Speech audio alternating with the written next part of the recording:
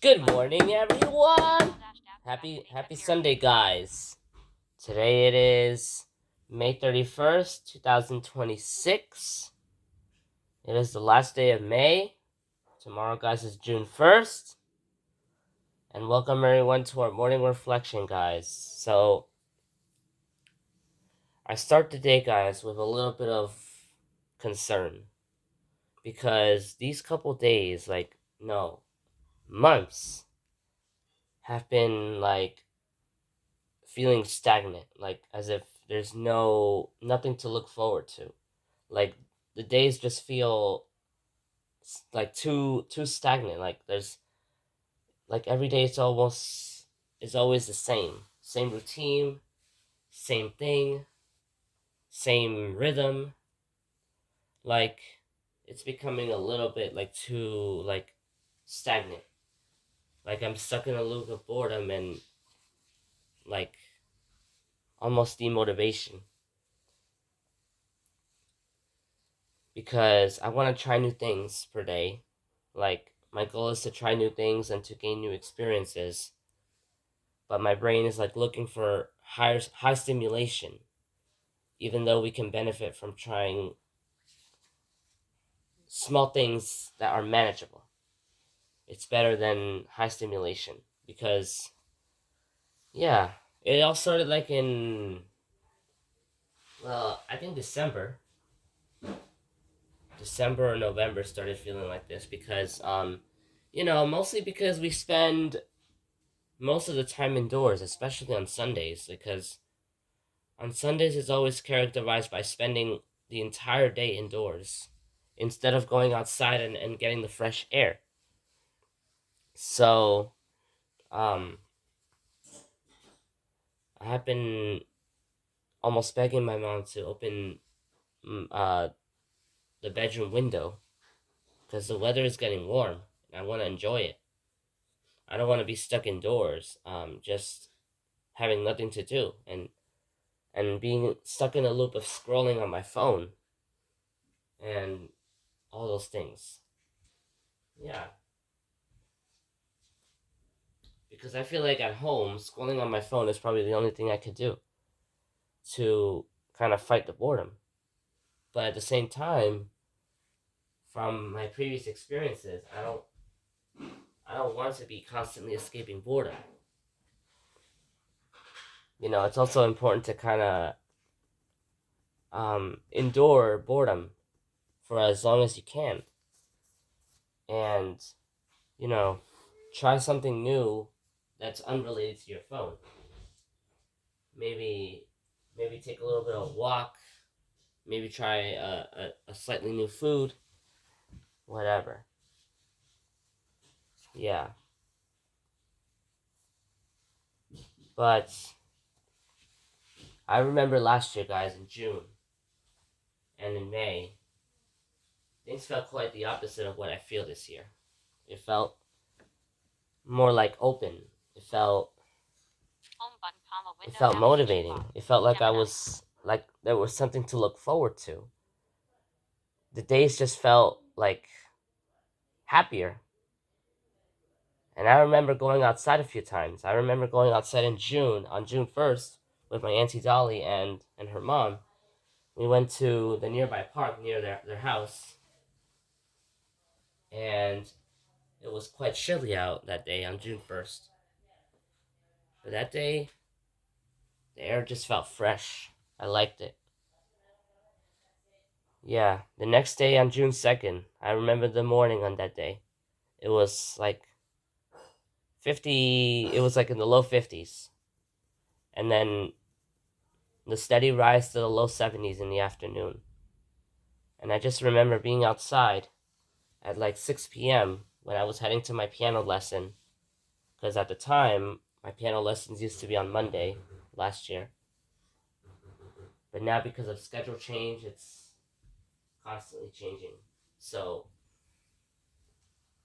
yeah, I just remember feeling that air, feeling the sun.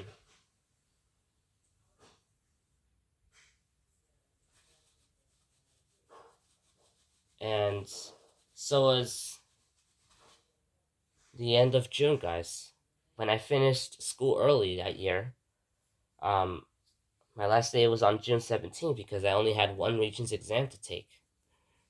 Um, I went to my Auntie Dahlia's house for almost a week, for a couple days.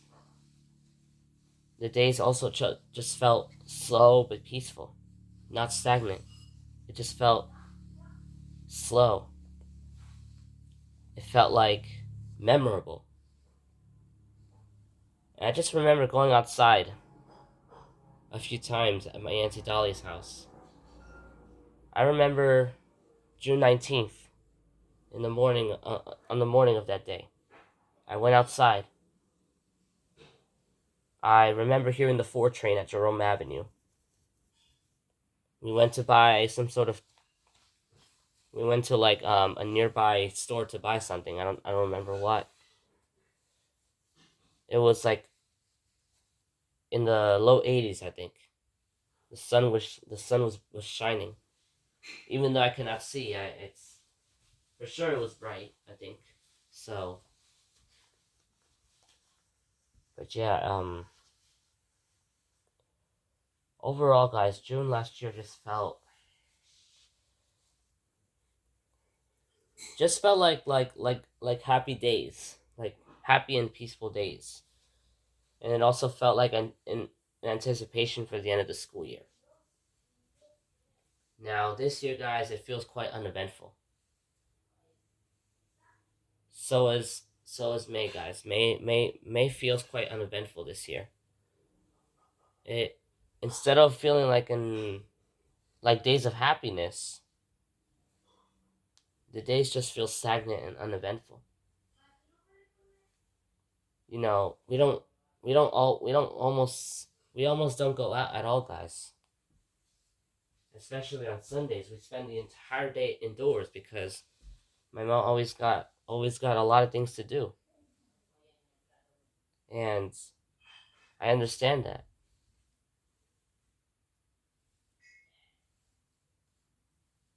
So, well, guys, I'm not gonna expect the same thing to happen. I'm not gonna be chasing an experience that is already in the past. That's part of impermanence. So the best thing to do is just to let the experience be as it is. Because who knows? June might be uneventful, but then there might be a turning point. Or it might stay uneventful for pretty much a while. Or a completely new experience that might turn into happiness. Yeah. The key is accepting how experiences are. We don't we don't have to chase past experiences just to gain the same level of satisfaction. We don't have to do things that are like too much or high stimulation. We can just try small things in simple ways instead of big stimulation, instead of like um, high stimulation things. So today, guys, well, we're gonna try. We're gonna try to. We're gonna try to accept the experience of of of boredom and uneventfulness. Um, Possibly, guys, we're gonna probably go out today. Um, my mom still has to fold 4 bags of clothes, which is probably which is too much.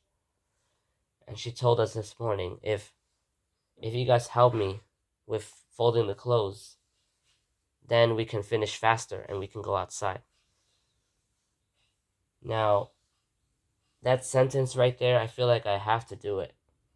I feel like I have to somehow um I feel like I somehow have to do it because when it comes to being in Spring Valley, guys, oh my gosh, I'm already starting to imagine how things are going to become in Spring Valley when I go in July. I I have to deal with things alone. I imagine having to deal with things alone. I imagine people telling me just try. I imagine people just encouraging me to do things independently, but in a way that can feel stressful. But that's really not the reality. Because the truth is, people are going to help you. People are going to help you, especially me. Because as a totally blind person, I don't feel confident in certain things, like navigating through folding my clothes and stuff. Now, my mom is going to pack all of the necessary supplies that I need to take with me to the camp in um, a luggage, and I'm gonna have all of my stuff, including my shoes, my clothes, all those things packed. My mom has to read the list of things that I have to pack for the trip. And now the worst part, I'm gonna spend a month there. A month living in possibly conditions that are different compared to my house. I imagine the bed might be hard. Maybe I might have a roommate who I might not know. But maybe I might have moments that can turn from stagnation to happiness. Maybe there could be a lot of variety of things to try at Spring Valley. Maybe days might be uneventful. Maybe days might still be stagnant. Maybe a whole new different experience might happen. Who knows? And we learn from experiences. So instead of treating experiences like something that we want to avoid, why not treat an experience like a teacher? Why not treat boredom or stagnation or uneventfulness like a teacher that can teach us something about ourselves or about life in general? And what I've known is that life is not always going to be the same. We're not always going to have the same feeling of stagnation or uneventfulness. And that's called impermanence. So, even though I'm kind of nervous for Spring Valley now, guys, I'm starting to imagine it. Before I couldn't imagine it, it felt unimaginable. Now, people are starting to mention it more and more and more. And I already feel that anticipation and a bit of uncertainty. So, moving forward, guys, we're gonna take it one step at a time. We're not rushing the experience. We're not gonna be chasing for new experiences. Well, we're not gonna be chasing for past experiences that we had. Because June of this year is not the same as June as last year. Yeah, because June of this year, you're a different person than last year. So you don't have to chase an experience that has already like faded. Yeah. It's not easy, guys. It's not easy to do because, you know, sometimes the world or life does not really spoil us too much. Sometimes in life we have to endure moments that are uncomfortable. And guess what, guys? Boredom is not danger. It is just a feeling. And just sitting with it for like 10 or 5 minutes, you know, instead of mindlessly scrolling on your phone, why not try sitting with boredom for like 5 or 10 minutes? Observe your body and your surroundings. And I do that naturally, guys, without even realizing. I notice my surroundings. Sometimes I walk around the house. Sometimes I just sit and do nothing. All of it is fine. And whenever I sit down on the couch, guys, I feel different feelings in my body. I might feel like resting. I might feel like going to sleep. I might have memories. Like I might have some creative ideas. I might think of the past. I might do imagination about like weather conditions. All those things might occur in my body and in my mind. Yeah. Now I've noticed, guys, when I have more energy, I tend to reflect a lot, and I start like imagining stuff. I start thinking of stuff to the point where it kind of becomes a little bit of a loop, and there's probably no way to end it. But well, just let those thoughts be there, and they will fade. But now I've noticed when I'm tired, guys, especially during busy school days, my brain quickly shifts from being awake to sort of feeling tired quickly, like a rush of fatigue just goes into my body as soon as I sit on the couch. Especially, guys, because I only sleep for like less than 8 hours, less than I should, because of several factors. Sometimes I don't feel tired at the right time. Sometimes the schedule just doesn't allow me to go to sleep at the right time each day. So, how to manage this? Maybe I don't want to go too far, guys, into taking melatonin and stuff. I've tried doing it once. Taking melatonin. It worked, but the stress was not about the medication itself. It was about the consistency behind it because a lot of people say, quote unquote, you have to drink it at the same time each night. Because even a slight difference can affect your. Yeah, that stress. I. Well, after that day, after that single day, after that single bite of melatonin that night, I didn't drink anymore.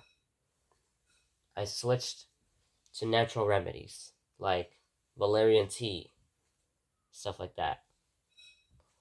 Because then I realized I don't have to chase an experience that, like, I don't have to chase something that I cannot do, basically. I cannot chase an experience that I cannot do. I don't have to have the same benefits as a sighted person has with light perception. I can just be who I am. I don't need any medication just to have the benefits of a sighted person. And I've realized, guys, that I tried too hard. So then I stepped back, and now I'm either drinking natural remedies or doing nothing. Just letting sleep come when it has to come. Yep.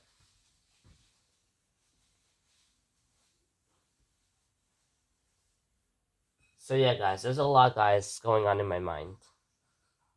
And also, guys, because I have the global regions exam and also the living environment exam in a couple weeks, actually. So speaking about that, I might want to study for a bit today, and maybe for like 15 or 20 minutes, or probably 10, and sort of get the knowledge that I need to pass the exam. Now, the living environment, I don't know, guys, because they didn't send any material for me to study. So I guess, you know, just trying my best is the best thing to do. And again, I wouldn't worry too much about that because um, I don't want to have unnecessary stress. Yeah. So yeah, today we might possibly go to the park. So I might want to I might possibly record there. Who knows? Or maybe not, depending on how I feel and what I want to do. Depending on what my mind tells me. Depending on how. Depending on where my curiosity takes me.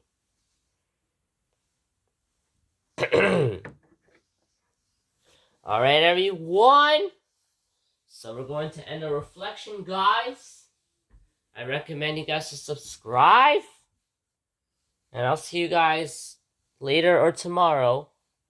And I'll see you guys tomorrow for our afternoon reflection for June 1st.